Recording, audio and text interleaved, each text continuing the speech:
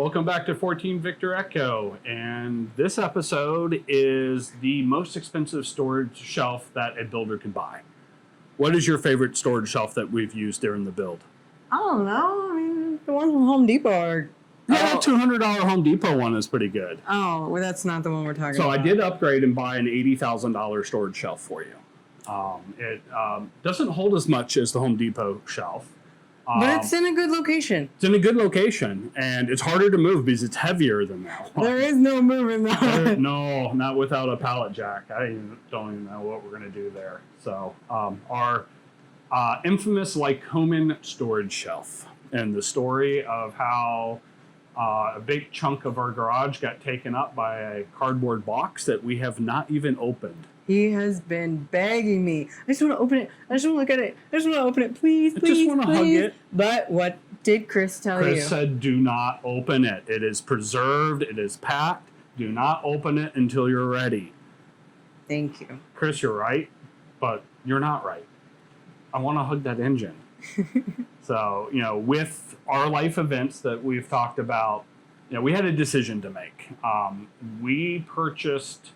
We put the deposit down on this engine way back when before Vans went through the bankruptcy issues. Before they raised the prices and everything. We bought it early, knowing that we bought it right before they raised their prices. So the first time.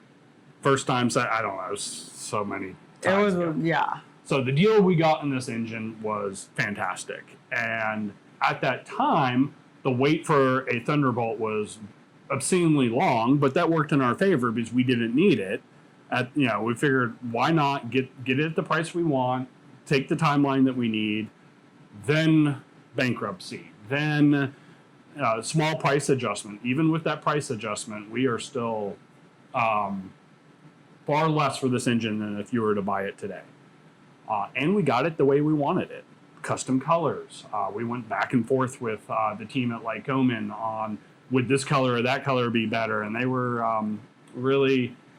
I went back and forth with them. 2 colors, 3 colors. Can you make this and that? And, I'm telling you, they drive a hard bargain. They do, but... I wanted this spec a different color from that spec. Yeah, but remember, we're going to put a calendar out of you. You're not going to see it all the time. It's going to be see-through. It came out, of course, red and black is the colors. I assume it's red and black. You're not opening it. I haven't looked in the box, but we do have great video from Lycoming because I was supposed to go up and shoot content while they were doing the build of the engine. And with everything that happened, I couldn't justify going up there at that time. It was just a bad time for us to do that. So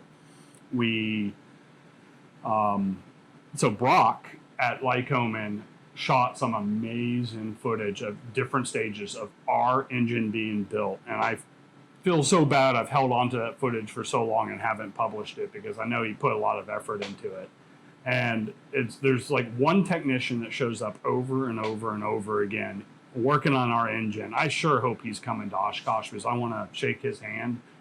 We keep talking about Chris and Brock and the people behind the scenes or more visible at Lycoming that we all talk to on a day-to-day basis. It's those technicians on the floor who actually turn the wrenches that make the best general aviation aircraft engine. So I'm just thankful for that.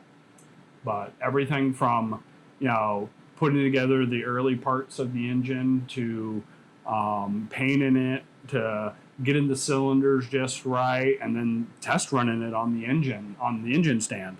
Yeah. We got great footage of that hopefully you're watching right now, unless I've lost it. I remember in the... when we were talking, I was asking you, well, what are they doing now? What are they doing now? And it was just okay, what were the timing or something? Everything was pretty meticulous. I don't. It's on the stand? No. When they're running the engine? Yeah. When they're running the engine, they're breaking in the cylinders for us. Okay. And that's what a lot of people don't comprehend, the break-in cycle of different engines, and depending upon how it's overhauled and when you get the cylinders. Breaking in the cylinders is incredibly important to do the right way. And when you buy a factory Lycoming engine, they put it on the stand and run it for a couple hours. So the majority of your break-in on the cylinders is done under the care of the professionals at Lycoming. There are still break-in procedures in the operations manual that you should read and follow and do all of that. But compared to some of the other engines that I've had overhauled, where we get brand new cylinders off the shelf, get them installed, do a very quick run to ops check the engine, then the first time that the cylinders actually get to operating temperature is on your first flight. How you break those in is very, very different than what we have to do in this airplane. Okay. Because it's a lot easier for us because those cylinders are mostly done, which basically means I get a little bit more peaceful time of checking things out before taking flight the first time. Because otherwise it's really important to do all your checks and get airborne and get the high pressures and the high temperatures up there to break in those cylinders correctly.